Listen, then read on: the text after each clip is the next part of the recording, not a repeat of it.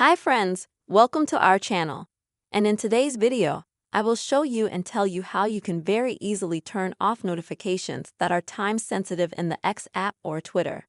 Please friends, subscribe to this channel, write your comments after watching and also put your likes.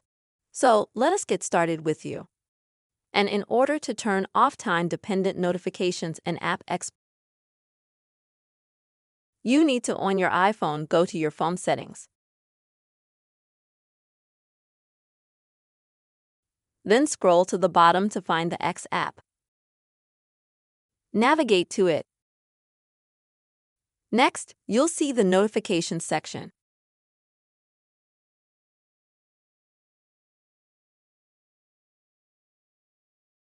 And now you'll see this section here, which is called Urgent Notification. And as you can see, underneath it, there's this little description that these urgent notifications, they come instantly, they come right away, and they'll stay on your work screen for about an hour. And in order to turn them off, you just have to drag this button here. And then these urgent notifications will not bother you and will not interfere with you on your work screen. Friends, I really hope this video was useful for you.